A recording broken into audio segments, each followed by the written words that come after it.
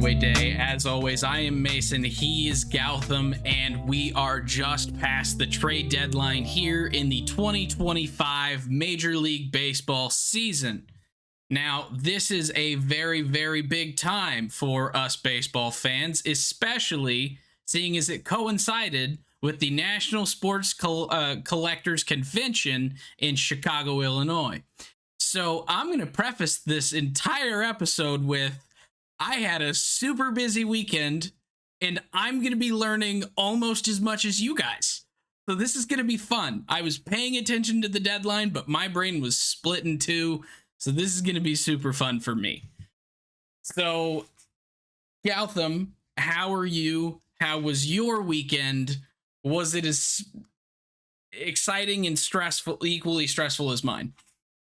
I do not think so. Probably not, but I'm glad you're with us, and I'm glad that now you can maybe relive the breaking news moments from the trade deadline in case you missed any of the trades that happened, or you just get to relive them again and I was going to say, react. more likely it's that I just forgot they happened. Yeah, true. A lot has happened in the last 4 days, right? Yeah, because like there's some big ones that I definitely remember. Brian Hayes going to the Reds. I remember that one very clearly. Some other big trades like that, but I think we're gonna get into some huge ones that I know that I don't remember all of them. But before we get into that, I do want to talk about one quick little thing, and I didn't tell you about this before, but that is the Speedway Classic. So yesterday in Bristol, Tennessee, they played one inning of baseball in a racetrack. So Chase Burns and who started for the Braves? It was supposed to be Strider, but since there was a rain delay before the game, they ended up actually scratching him, and some Cox guy started. Okay. Well, it was going to be two pitchers, both born and raised in the state of Tennessee, starting the first ever game in the state of Tennessee for Major League Baseball. There was a rain delay, and then they played an inning, and then they suspended the game. So they picked it back up today, I believe still in Bristol, correct? Yeah. Okay. So did they have to play a doubleheader, or was there not a scheduled game today for them? There was no Sunday game. Okay, cool. But still, awful situation for that. They really should have brought tarps for the field that they had just built, but they didn't have tarps, and that was part of the problem. There was standing water on the field. Situation though, because the fans, all 80,000 of them, got basically two events for the price of one. Yeah, but a lot of them probably had their flights home already. Yeah, but for the ones that could make it for both, it was almost like a bonus. Like you get to hang out in the Bristol Speedway concourse for like 4 hours and then come back the next day. Well, so the funny thing is they ran out of everything in the concessions except for beer before first pitch. They better not have run out of beer. It's a NASCAR venue. Well, exactly. And I think that's why there was still beer, but they ran out of all of the food throughout the stadium. So just absolutely incredible. I didn't get to watch it at all because one, I was at trade night last night when it started, and I was driving home this afternoon. So I missed the whole thing, but I hope it was cool. It was cool. They had some cool things going on. They had like a pace car. They called it the home run car. So anytime someone hit a home run, and I believe Eli White hit 2 home runs in the game, and they would like send this car around the track with a guy holding a flag that said home run on it. And some other guys had like cool gear, like specifically for this game. Tyler Stevenson had a Ricky Bobby inspired chest protector / Did it have the Wonder Bread on it, gear. Or was it from the one? No, it was the Wonder Bread, but it was replaced with the word Cincinnati. Oh, I like that. So I'll have to go and look that up and see if I could watch some of the highlights. But yeah, I thought that was funny whenever I read about the delay yesterday. It just, oh my God. I think the That'd be unfortunate if you were sitting there and had your flight home Sunday morning. yeah, definitely. So, But I mean, I think it was like a cool, novel experience, and to me, the part that stood out was just like the massive number of fans that could attend this game, because I think it was like a record for most fans at an MLB game, like 80,000. It's pretty remarkable. yeah, the seats out in the outfield were pretty far back. But it would just would have been cool though, even Oh if you yeah, couldn't see it really. 100%. Yeah, But it'd just be like everybody in the stadium was sitting in the rock pile in Colorado. exactly. Yeah. That's just so far. You wouldn't be able to see any of the pitches cross the plate unless you're wearing or not wearing using binoculars. So, but no, it would have been super cool. All right, so I think we should probably talk about all the things that happened before the Speedway Classic. So I know we had a whole bunch of teams making a whole bunch of moves, and then a few teams that did almost absolutely nothing. So where do we want to start? I think we should start with the Padres because AJ Preller continues to make the trade deadline very entertaining for me as a fan.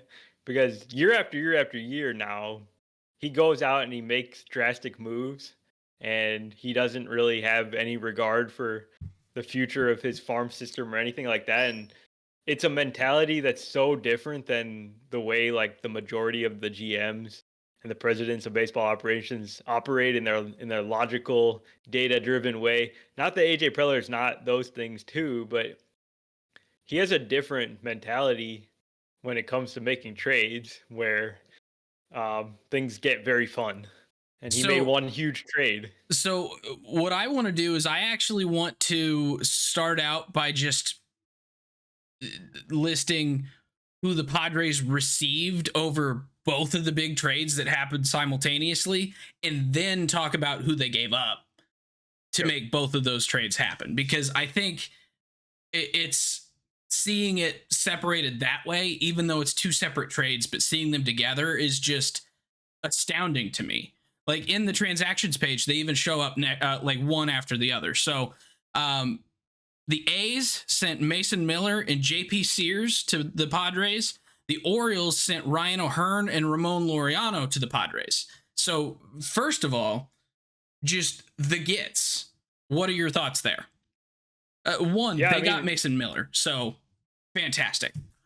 Yeah, like the talent is unquestionably very, very high for a guy that throws like 104, 105 miles per hour regularly. Pretty much an elite closer. They've got him for 4 years. And then for their smaller needs, I guess, left field was a huge concern. Ramon Laureano fills that. He's having a great season. And then Ryan O'Hearn's another guy who just kind of fills a need in their outfield. Their lineup's been struggling big time. They had holes, and you haven't even mentioned that they went out and got a new starting catcher in Freddie Fermin too. Yeah, that one wasn't up on my screen at the time, so yeah, I kind of forgot that one, but good call. So yeah, so they added basically two outfielders, a closer, a starter in JP Sears that's probably going to be a back end rotation guy, and a catcher. And trading out Maldonado for Freddie Fermin is just a massive upgrade in and of itself.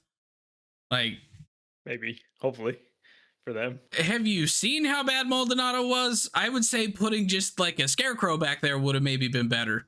So yeah, he's not a good hitter, but I don't think Freddie Fermin's been that great either. I mean, I agree he's probably better than Maldonado. He was the best catcher on the Royals. I guess. So, but anyway, these are 5 legitimate major leaguers that they all brought in. So the cost of that would have to be high, right?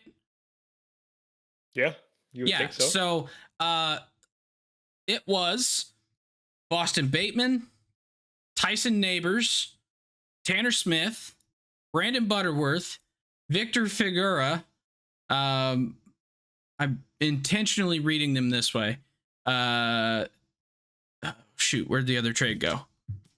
Uh oh, um, Eduardo Nunez, Braden Nett, and then the two biggest ones, I think their top two prospects or two of their top four, Cobb Hightower and number three prospect in all of baseball, or number one right now. I don't remember where he's at right now. Leo DeVries. So they sent a massive prospect haul back. And this is something that the Padres have now done like three times in the last 4 years, it seems.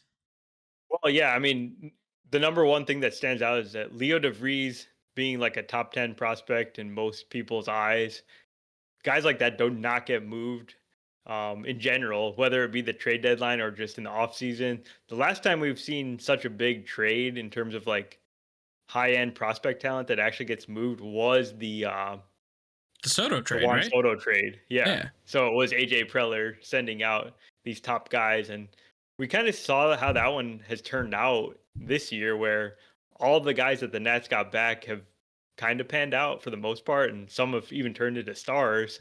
Yeah. So Preller kind of knows, and he's explicitly stated that, yeah, we know these are good players that we're trading, but we're doing the best thing for our team, our franchise right now, and for the next 3 to 5 years. You can see it from both sides, but I mean, this is one that could definitely like hurt a lot in the future. Yeah. And this is an organization that's done a really, really, really good job in international signings, in drafts. And so you don't really worry too much about them being able to replenish. Now, some of these guys, Leo DeVries specifically, is maybe one of those talents that I don't know that you can necessarily replace him. You get maybe kind of close, but it's kind of like you can't replace a Juan Soto type of thing.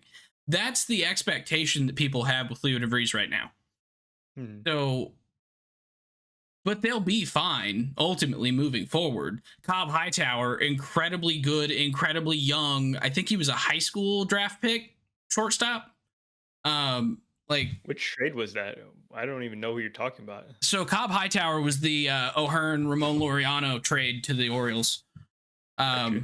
And then yeah, oh, I guess I didn't split them up after I kept them together. So Boston Bateman, Tyson Neighbors, Tanner Smith, Brandon Butterworth, Cobb Hightower, and Victor Figueroa were all sent to the Orioles. So that's 1, 2, 3 pitchers, 2 shortstops, a first baseman for Ryan O'Hearn and Ramon Laureano. The A's got 3 right-handed pitchers in Henry Baez, Eduardo Nunez, and Brandon Nett, and Leo DeVries for Mason Miller and JP Sears.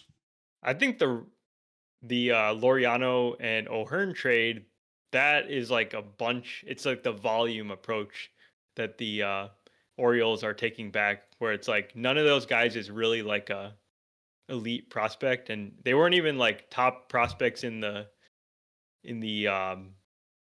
Padres system. Really, they were just like decent prospects, but they're not even like top 10 prospects, I don't think, in the system. So it's not, in my eyes, it's not a huge price to pay, and Preller is very happy to pay for that one. But the other trade, that one's the one where you're like, wow, giving up that top 10 prospect in baseball plus some other guys. But even those other secondary pieces are less surefire major leaguers than Leo DeVries, who's very likely going to be a good major leaguer at worst. But I don't know. That was like a general theme that I saw, is that the returns, especially for position players, did not seem like super, super great. So Boston Bateman comes into the Orioles organization as their number 6 prospect. Okay. I believe Hightower is a very high upside guy. He's starting at number 21 in the organization, but he was drafted as kind of a high volatility, high upside guy. but he's also down at A ball. And so that's kind of how the Orioles went about it, is they got a whole bunch of incredibly young 2028, 2029 type of guys. Which with shortstops is maybe a good thing because they have way too many shortstops right now. So yeah, I don't know. It feels like a bit of a bunch of lottery tickets that the Orioles are taking back. yeah, but that's not always a bad thing. No, it's not. The other thing that the Padres did is they got Will Wagner from the Jays. So they added another corner infielder, as well as bringing in Nestor Cortez from the Brewers. I was going to say Yankees, but I knew that was wrong. Brought in Nestor Cortez from the Brewers and gave up Brandon Lockridge in that trade. So they're going all in. Yep. That's very clear that they're going all in, and they made all these incremental moves around the diamond that could have a big impact. Especially, I'm thinking of like Laureano, because he's having an awesome season, and they've had terrible production from left field this year. We already talked about Fermin being an upgrade to Maldonado. Yeah, I mean, I think overall they're all moves that make a ton of sense for this year. Obviously, we'll be debating whether these were good trades or not, like well into the future, because a lot of these guys. I mean, Leo DeVries is 18 years old. He would be like a senior in high school right now, and Yeah. I mean, if he's lucky, he'll make the majors in like 2 or 3 years. Yeah.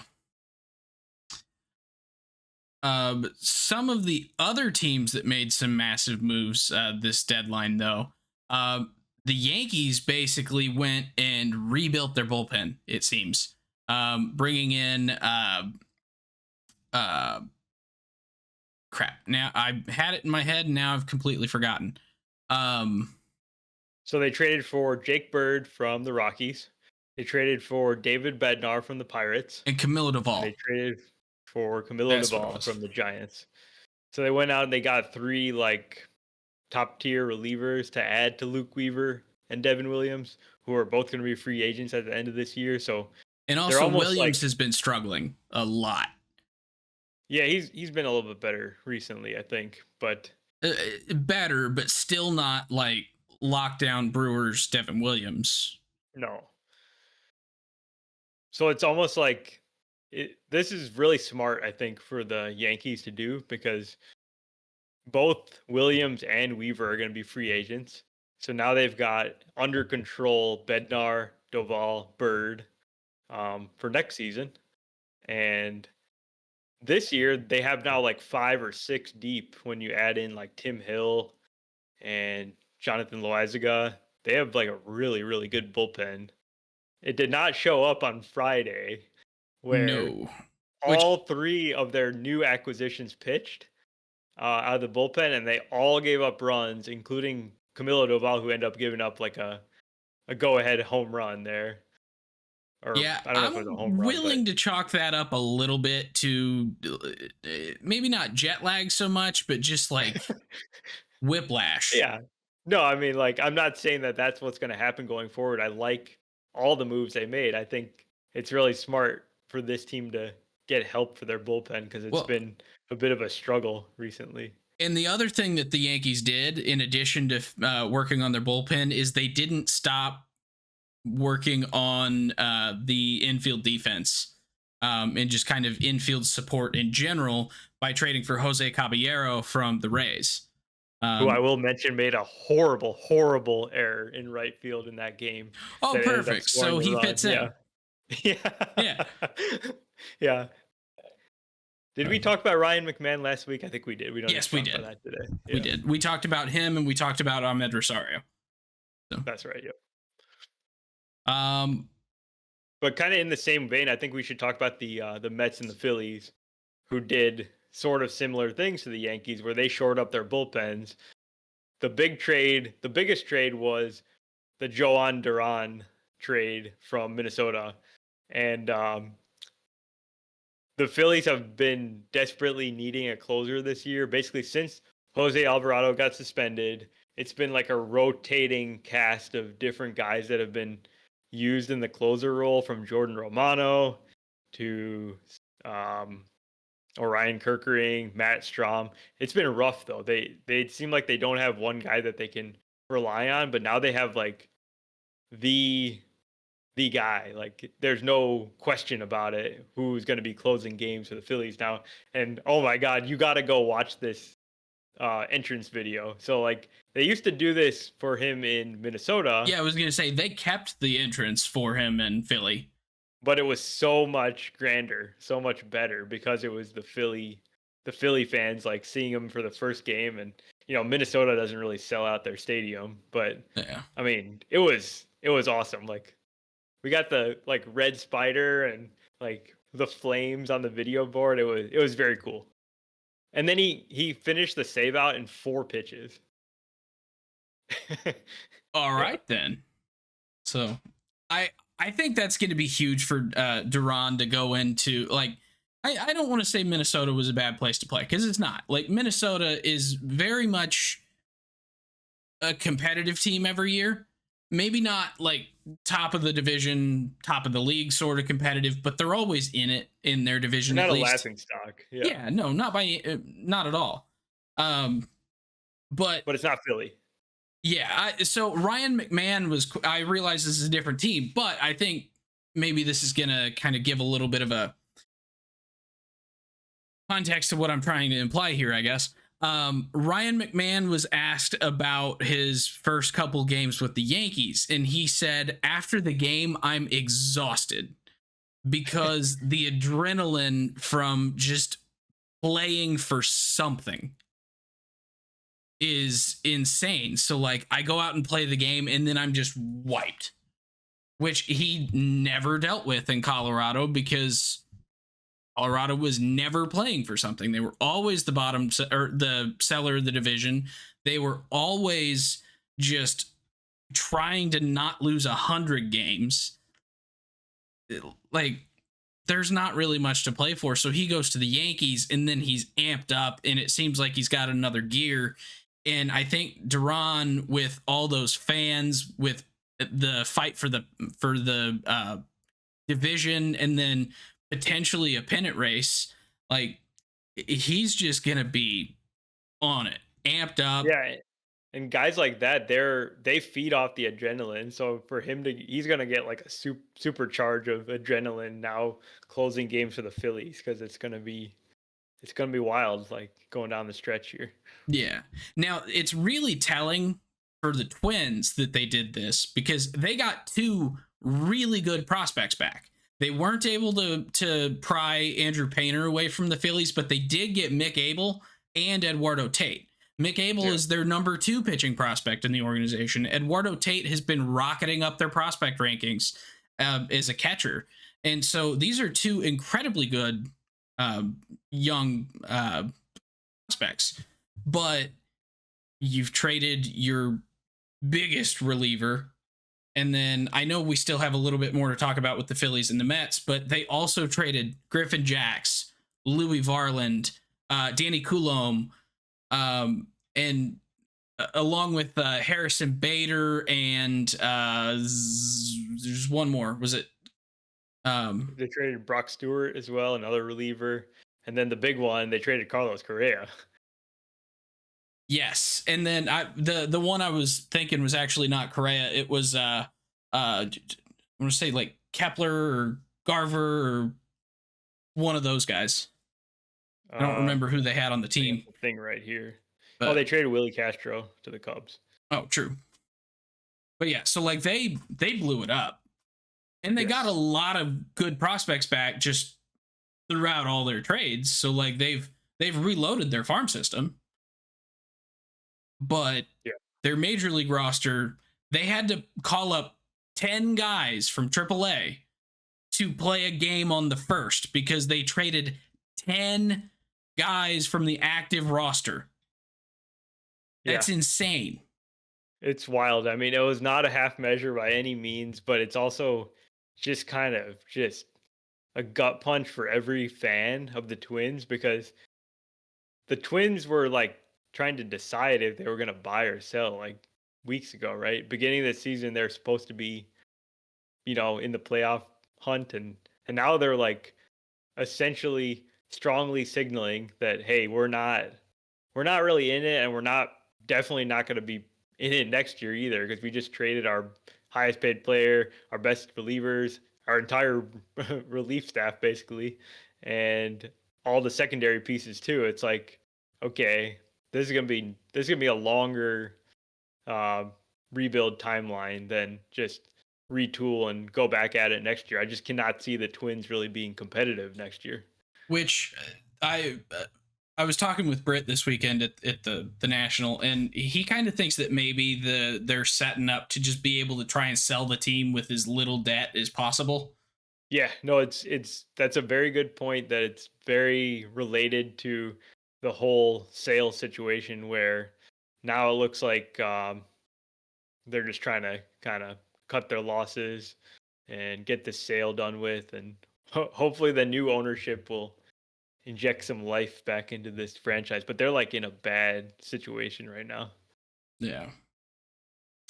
But back to what we were actually talking about, though, before I went on my Twins tangent here. The That's fine. Phillies and the Mets. So the Phillies added more guys. They got Matt Manning, who they then subsequently assigned to AAA. Yeah, that Um, was like a separate one, right? That was like a was that a trade or was that just a claim or something? that Because he that had was been DFA'd. it was I guess a DFA trade then, Yeah, because it was a trade because they gave up Josue Quinones. Um, but they traded for Harrison Bader from the Twins, which was a separate trade than the Duran trade. Actually happened the next day for Jeremy Fioria and Hendry Mendez. I need to get my glasses redone here. Um, and then I thought there was one other trade the that was Phillies it. made, but That's maybe all they not. did. That was it. Yep. But so they added an outfielder. They added some high power to their bullpen. The Mets kind of did the same exact thing. The Mets Yep. traded for Ryan Helsley from the Cardinals, which is not quite the same because he's a free agent at the end of the season. Right. So therefore, they didn't have to give up nearly as much. They still gave up one of their top 10 prospects in Jesus Baez, along with two pitching prospects. Um, but then they also traded for Tyler Rogers. They traded for Cedric Mullins. They traded for Gregory Soto. Gregory Soto. Did they trade for Chris Davinsky or did they just option him? I think they just signed him or something. Okay. But yeah, I mean, I think the Mets moves kind of mirror the Phillies moves because they did essentially the same thing. They got bullpen help and they got um, basically another outfielder to help their center field picture. And yeah, I think they're basically trying to match what the Phillies were doing, and I think both the teams achieved their goals, right? They Yeah. got relief help that every team needs. The Mets trades are pretty interesting because it looks like they gave up a lot, but the more you kind of look at it, you realize, hey, they didn't really trade any of their best prospects. They were still able to hold on to the best guys and still get impact So had Drew for the rest Gilbert of this. kind of fallen down the rankings? Yeah, Is that why he ended up getting traded? yeah, I think Drew Gilbert has fallen in a lot of people's eyes as a prospect. Doesn't seem like he's nearly the name he was the first time he was traded in the Verlander deal a couple of years ago. Um, and And yeah, Blade it's just Tidwell, like kind of the same thing. I think so. Yeah, I think it's just it shows that the Mets system is like really, really strong. They can make these moves and give up quantities of prospects and not really worry about it because they've got plenty of that. Well, and I think the fact that Uncle Steve is willing to shell out money for free agents also kind of helps that. I So, really think, yeah, the Mets are kind of showing that they are very quickly turning into another Dodgers like franchise. yeah. speaking of the Dodgers, Dodgers just traded for a pretty big prospect. They traded Dustin May to the Red Sox for James Tibbs III, who, if you remember, a mere 3 weeks ago was the Yeah. headliner in the return for Rafael Devers. This is a So, bizarre one. yeah, What in the so world? James Tibbs went from being the number one prospect in the Giants organization, or number Was two, he? or something like that. He Okay. was like top three, at least. I don't remember exactly the number, but he went from being like a top three prospect in the Giants organization to the Red Sox. And then the Dodgers then saw an opportunity to get him by giving up 2 months of Dustin May, who was kind of the weakest link in their entire rotation. Yeah. Very So, strange move. I don't understand. I mean, I looked at James Tibbs' numbers though with the Red Sox. He had like a really, really bad month, but you don't give up it's been a on a young month. prospect after a month. Yeah, so I don't know what Craig Breslow is really thinking here because 2 months of Dustin May and you're giving up like potential stardom. I mean, the only thing that I could think is they're so hurt in the pitching side of things that they just needed more bodies. Yeah, Because I mean, Cutter Crawford, Hunter Dobbins just went on the IL 2 weeks ago with the torn ACL. Tanner Houck just went on or got moved to the 60-day. Patrick getting older. Sandoval had internal brace surgery. Josh Winkowski. So like they're hurting. hurting for depth, and I think that's why they did this. But I don't know that you necessarily needed to give up that much of a return for a number 5 starter. Yeah, this looks like just a big win for the Dodgers. Even though the Dodgers probably didn't want to make this move in the first place, it's just that the value was just too good. They couldn't pass this deal up. But the Dodgers themselves, don't they need Dustin May? He's like the only guy that's made all the starts for them this year. He's kind of the depth that they need. But I guess they're just banking on all their guys coming back. I mean, Yeah, Blake and I Snell mean came they've back. got a lot of guys in rehab starts now, right? They're coming back too. I mean, Blake Snell came back this weekend. Glasnow came back a few weeks ago. I think maybe Roki's getting closer to coming back. Gonsolin, oh, he's on the 60-day. He's not coming back. Elbow discomfort, yeah, probably not. Yeah, I think Roki's the only one that's really left that would come back this year. But they're near healthy, right? Yeah, Roki's been on the IL since the 10th of May, so he should be close to back from his shoulder impingement issue. They're kind of as healthy as they've been this year with Yamamoto, Glasnow, Otani, Kershaw, and Snell, and Emmett Sheehan right now in their 6-man rotation. So that's pretty good. Yeah. So really, their bullpen is kind of where they need a little bit right now, because with Tanner Scott and Kirby Yates and Michael Kopech, who Kopech tore his meniscus, so he's probably done for the year, right? I don't know what the situation is with him. And Tanner Scott, elbow inflammation as of the 21st. Yep. Kirby Yates, lower back discomfort about 4 days ago. He's on the 15-day IL, so he'll be out for 2 more weeks. So really, that's kind of where I see they're going to have the most issues in the immediate. But yeah, Yamamoto has pitched most games this year. Glasnow's back. Sheehan's still pitching. Shohei is back to pitching like 4 or 5 innings at a time.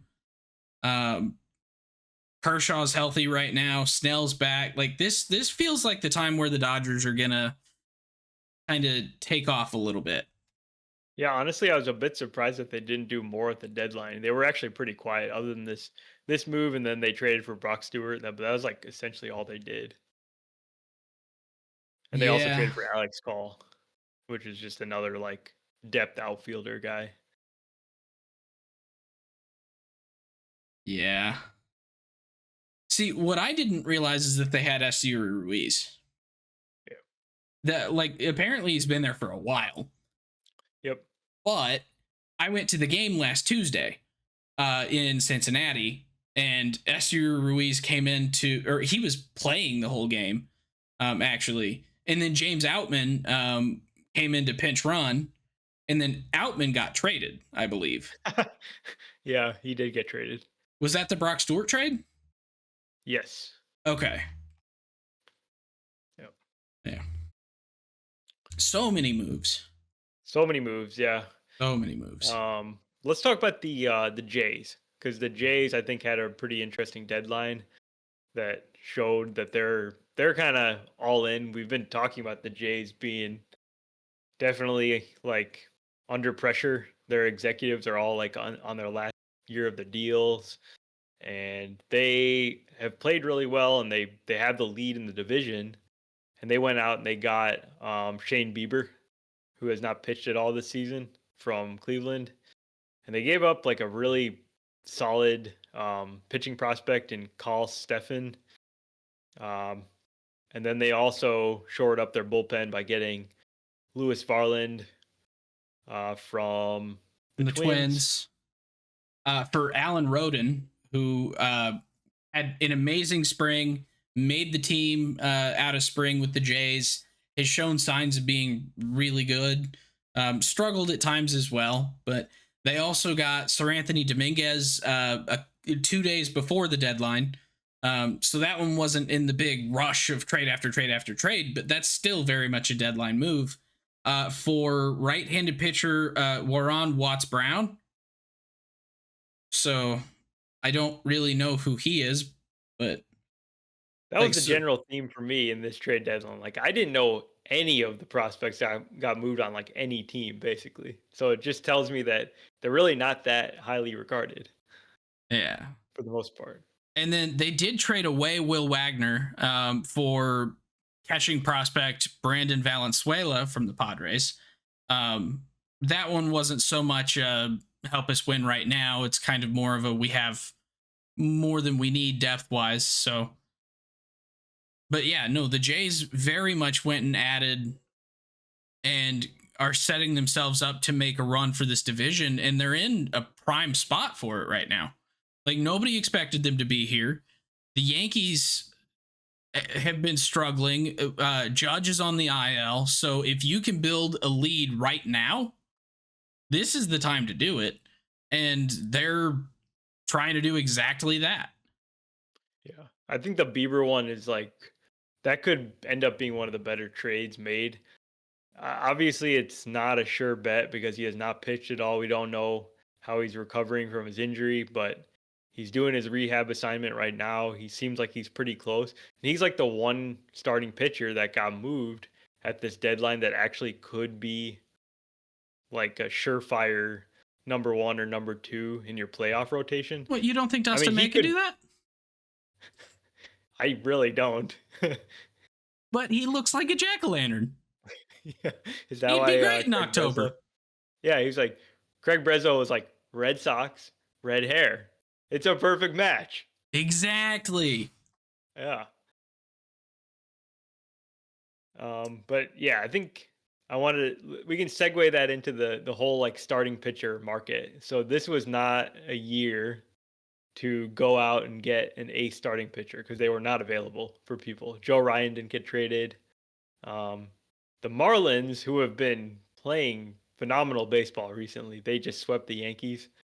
They made the decision to not trade Sandy Alcantara, not trade Edward Cabrera, and I kind of don't fault them for doing that because maybe the Marlins are not years away from competing. Maybe they might actually be good within a year or two. That's what this year is kind of telling me, right? I was going to say they're still 500, 110 games into the season. It's not where I thought the Marlins were going to be right now. Thought the Marlins at this point would be 7, 8, 9 games below 500. Figured they'd be either the bottom of the division or just barely better than the Nats. I was gonna say But you're giving him more credit than I was because I think if I were to go back and listen to what we were saying at the beginning of the year, I said I think I said that the Marlins were gonna be like the worst team in the majors this year, and they are not that by any means. yeah, I probably also said the same thing. But I'm Yeah. just gonna retcon this and say that I thought they were gonna be bad, but not dreadful. Okay. Yeah. Just covering yourself. I like it. Oh yeah. Just Yeah. hey, I'm writing my own story. I can retcon it. Okay, fine. Uh, Yeah. Um, I and then oddly in enough, addition, though, you go ahead. say that there weren't really hardly any starting pitchers moved.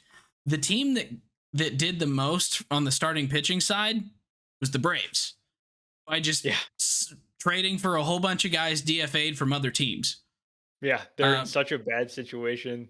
They literally just had to get innings because now they have like 5 starters on the injured list. So they got Carrasco, they got they got Eric Fetty. Eric Fetty. I mean, Um, I don't know what's going on with the Braves. Were they buying or selling? Because they didn't really do either. well, they can't really sell because everyone's locked into contracts and also not playing well. Correct. Yeah. So they're kind of just trying to tread water until the guys start playing better. It's kind of Pretty all they much. can do right now, which is Yeah. really unfortunate. Um, that's the one bad thing about locking down your whole team for a long period of time is somebody's going to have a down year every year, and you just hope that it's not this situation where everybody has a down year at the same time, and then the one guy who's playing well, who didn't come back from his injury until about halfway through the season anyway, is already back on the IL. Yep.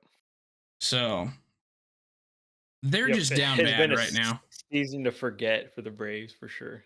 And nobody would Yeah. really want their expiring free agents too, because like you don't want Marcelo Ozuna to clog up your DH spot. He hasn't even been playing well, and I'm surprised they didn't try to trade Raisel Iglesias. It seems like a weird one to keep around.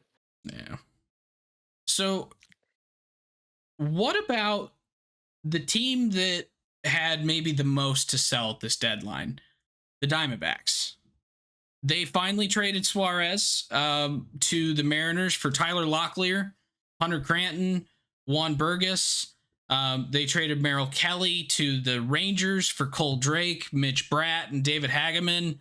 They traded Shelby Miller and Jordan Montgomery to the Brewers for a PTBNL. Didn't the Cubs get somebody from him? I don't think so. But But yeah, like yeah, I think that I was a bit surprised that they didn't get more for Eugenio Suarez. It seemed like everybody was hyping him up as the best bat available, and they got 3 okay prospects.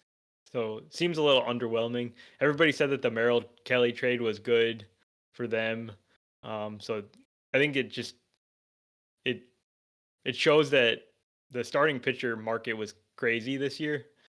For the guys that actually got traded, the returns were quite good, but then the position players didn't really net as much in return.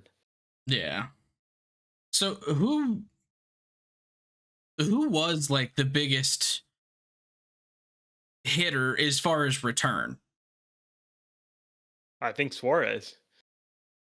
Was it what was the return for Correa? I know that the Twins had to pay It was down literally 30. nothing. It was literally a 26-year-old high A prospect relief pitcher and 33 million and the Twins paid down 33 million dollars of the deal. It was a straight cash dump.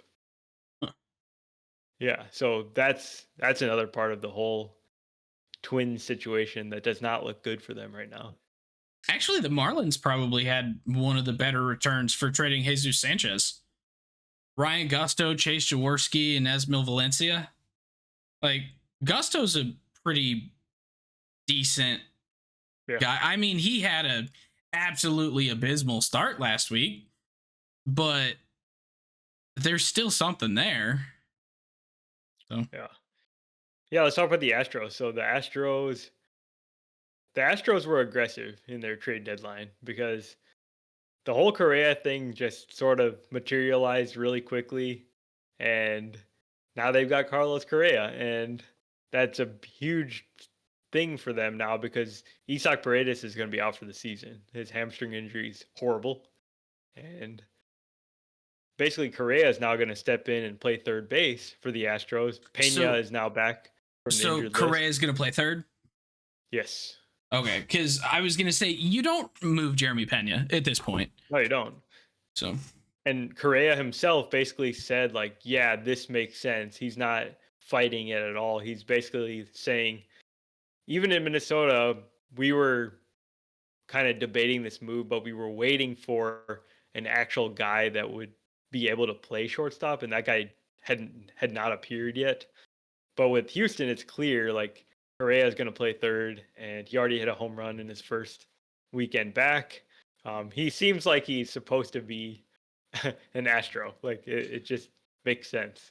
yeah, I mean it was really odd whenever he left the Astros in the first place. And Yeah. he also said that the only team he would accept a trade to is Houston. So you could tell that he never really wanted to leave. It was No, he just didn't. he wasn't going to get his money from Jim Crane. This Yeah. was really the only way he could do it. But Jim adding, Crane is what a guy. Like he just yeah. does weird stuff year after year, it seems. But looking at this lineup now, after adding Jesus Sanchez and Correa, this is maybe the most comfortable I've been with this Astros lineup all season. So, and they're still down Yordan Alvarez and Isaac Paredes, and I think there was maybe one other. No, that's really it. Jake Myers, maybe, but no one that really moves the needle too much other than Paredes and Alvarez. But now you've got a top four that I feel pretty confident about. Then Christian Walker, who I don't at all. Then Yiner, who he's your catcher.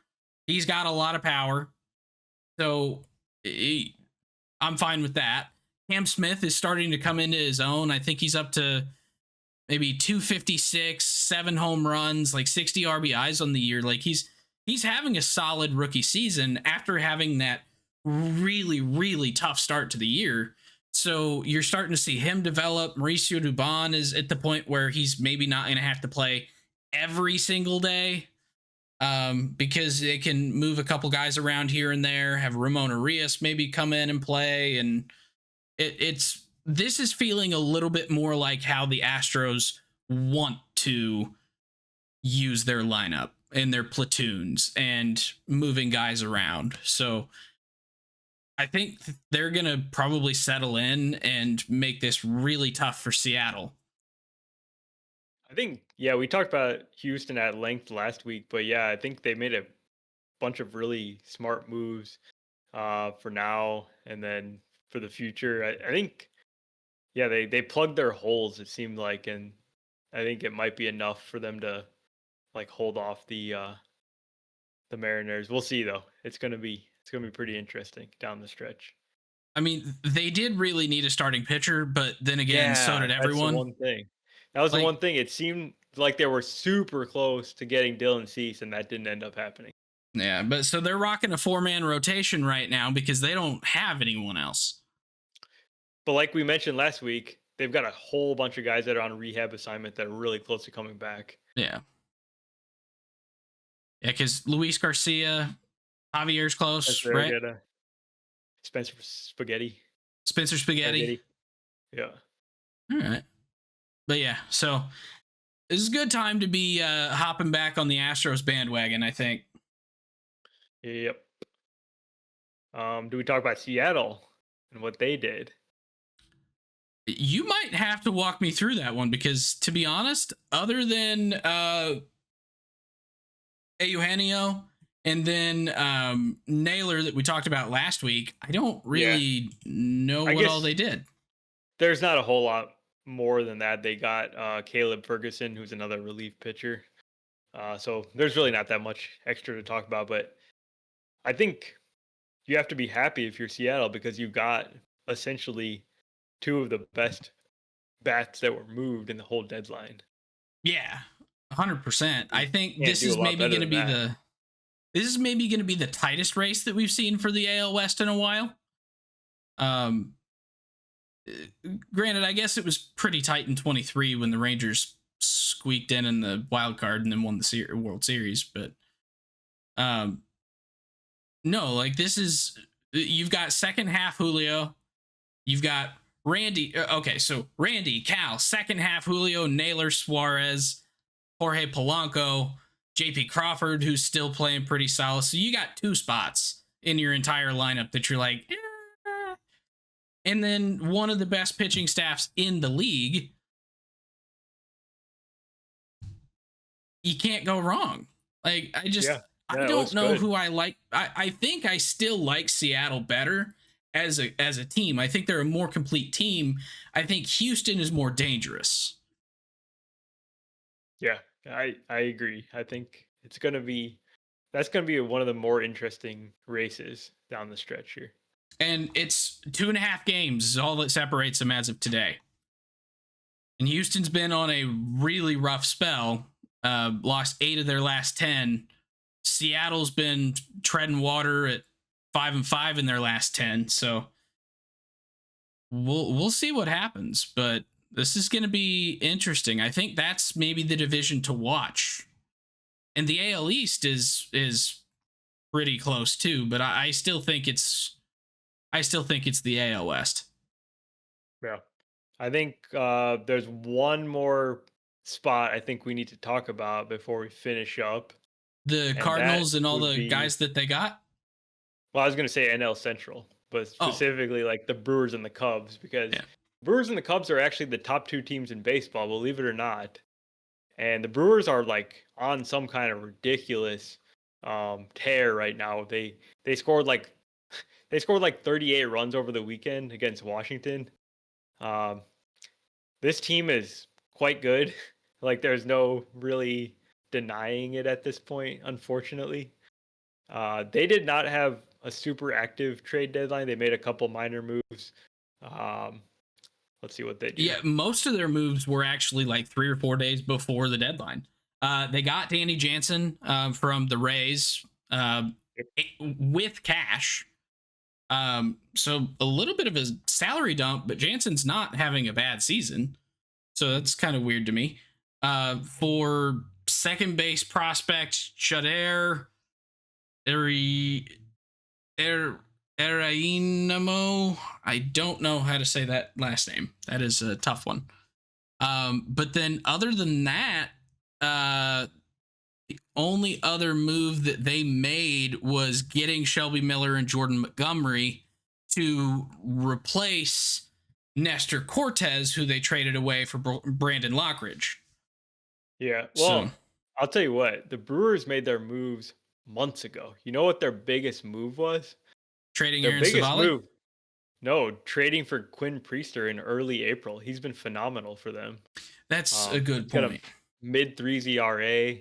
And then their other move, which has really started to pay off, they traded for Andrew Vaughn. And he has been killing it since he joined the team. I mean, he had like a 10-hit week this past week. And man, um, I was going to I say can't that really. was the Savali trade, right? It was It was, yeah. Savali for Vaughn and someone else. Yep. So I'm actually pulling up Andrew Vaughn's page right now because I'm curious. He's been crazy good. So 48 games with the Sox, 22% K rate, 3.6% walk rate, 5 home runs, 189, 218, 314 for a 42 WRC plus.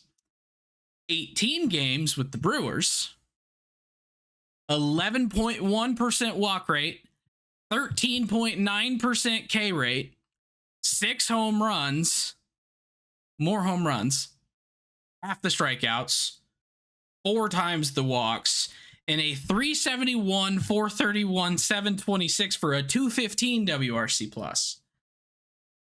Like, and I don't like, that's not an accident. He's doing exactly maybe exaggerated, but he's doing what he did as a prospect, Yeah. and he seems to be having fun. He looks like he enjoys baseball again. Well, I would enjoy baseball if I was doing that well too. Oh yeah. Uh, and Yeah. and 18 games, while that's not like an insane amount, it's not like just a Not nothing. week. That's yeah, Yeah. Yeah. that's something. Yeah. No, it's So basically been since he arrived from AAA, he's been raking. yeah. Uh, so I don't know. The Brewers, they look pretty sound across the board. They've got a great pitching staff, and their offense seems like it does just enough. And then when you add in like a guy like Vaughn, and then surprise contributors like I had no idea who Isaac Collins was or Anthony Siegler before the season, and now they're just randomly like key contributors for the Brewers lineup. They seem to do this kind of year after I year. was gonna say it's another Sal Frelick, Tyler Black. No, Just those guys I knew who they were. I had no idea who Isaac Collins was. Did you? no, but to be fair, I didn't know who Tyler Black was before he came up either. Okay. I'm Well, I not. mean, You and I are just a little bit different. I know guys that I see on baseball cards and in the video game. You know guys that you see in prospect reports for fantasy baseball. yeah.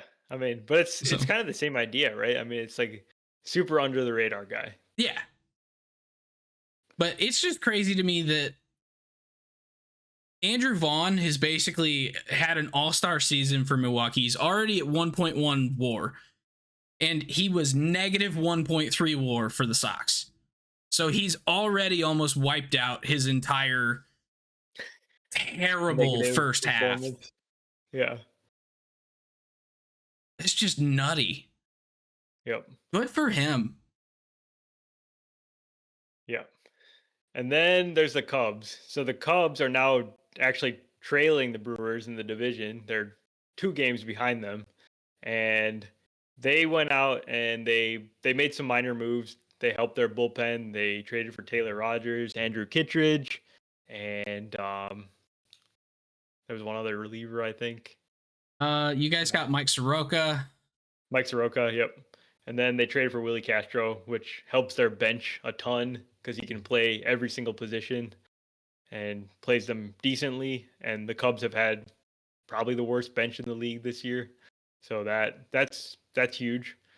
But it just feels sort of underwhelming considering the state of their starting pitching right now, where they don't really have surefire guys after Shota and Matthew Void.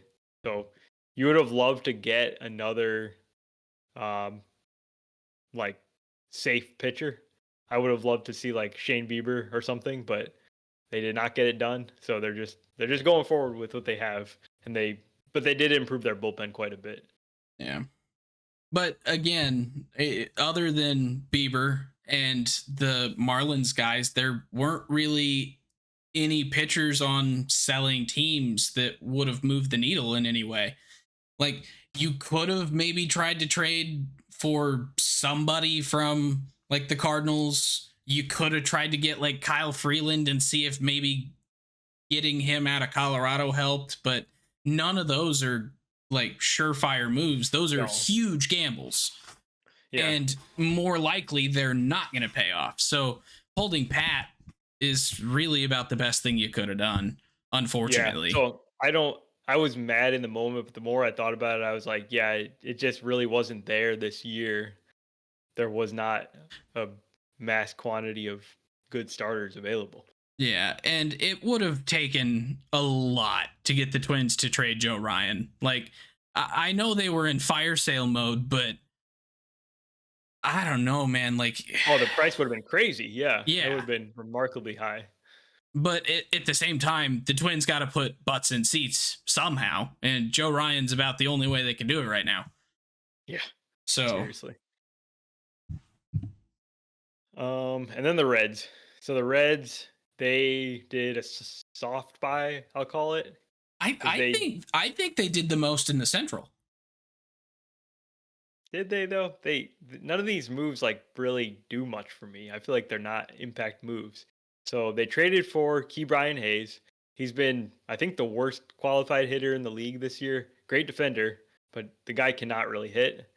Um, maybe a change of scenery helps him. I hope it does, but I'm not really counting. I don't see the upgrade there because they're basically saying, okay, Noel V. Marte, we're moving you to the outfield, and we're gonna put Key Brian Hayes in here and see what he can do.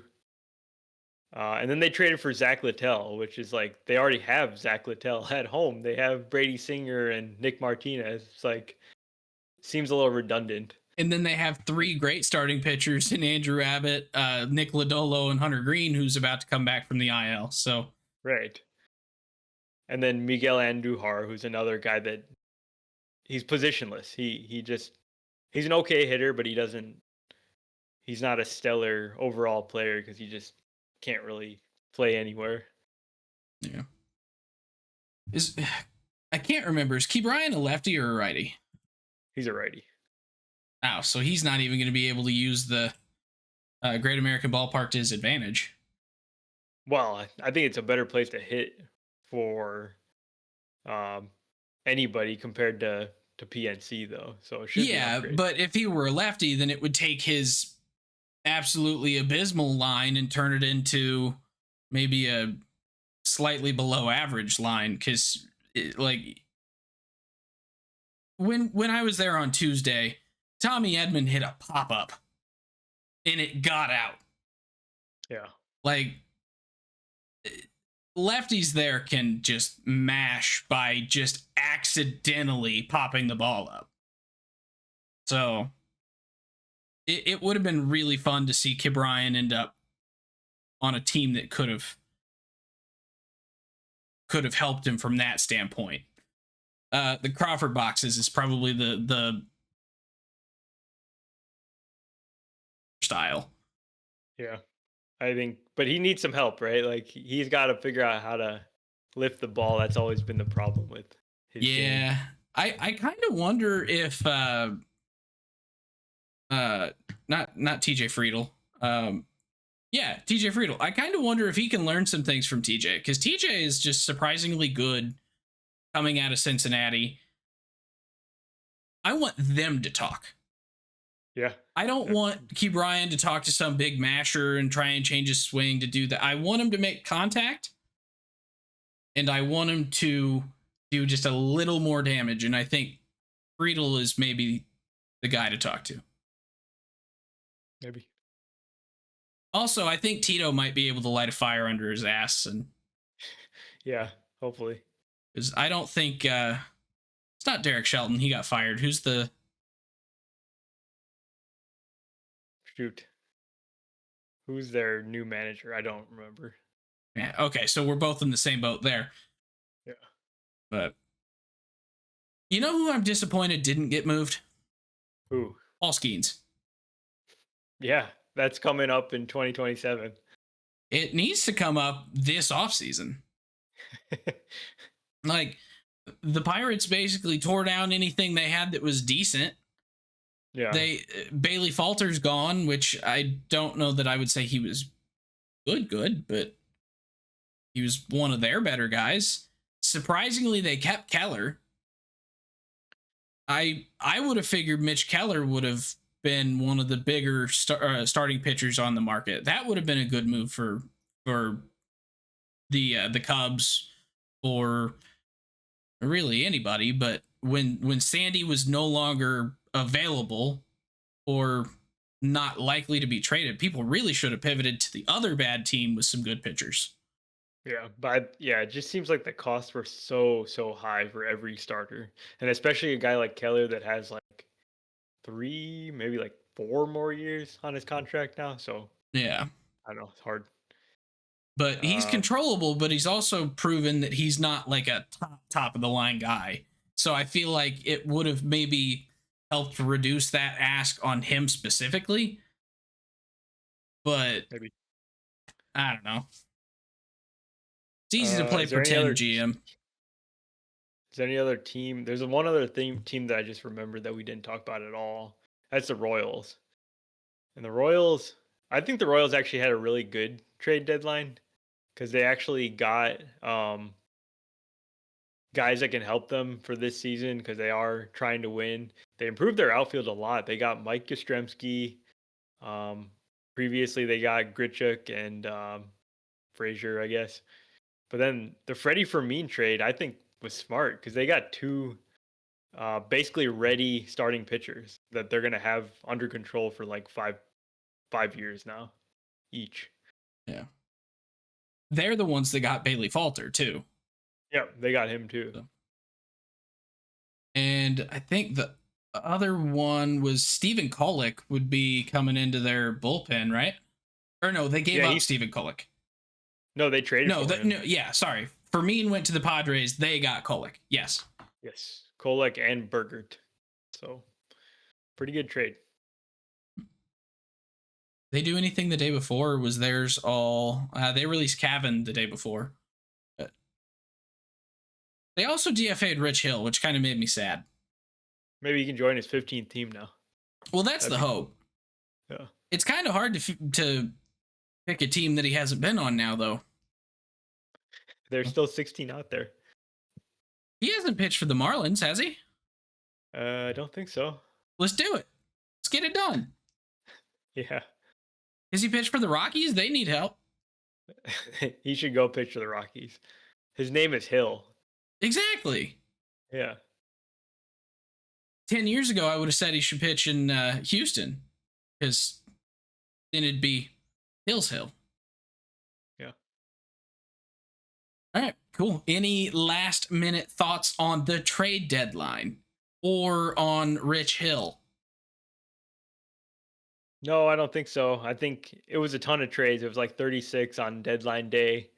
But overall, it seems like other than the Padres making that one Miller trade, there was nothing that really surprised me a lot about this deadline. Everything just seemed kind of small. Yeah, Duran, I would say, was pretty big, but like really the closers were the only thing that was like big moves, and it was only those two. So kind of boring, honestly. Yeah. Oh well. Here's hope that next year's deadline is absolutely crazy and we have 6 million trades. So thank you all very much. We will see you back here next week. If you enjoy the podcast, please subscribe on your favorite podcasting app or YouTube to make sure you don't miss any future episodes. Join the conversation on Facebook, Twitter, Instagram, and TikTok at Getaway Day Pod. If you enjoy card collecting, check out our sister YouTube channel at Getaway Day Cards.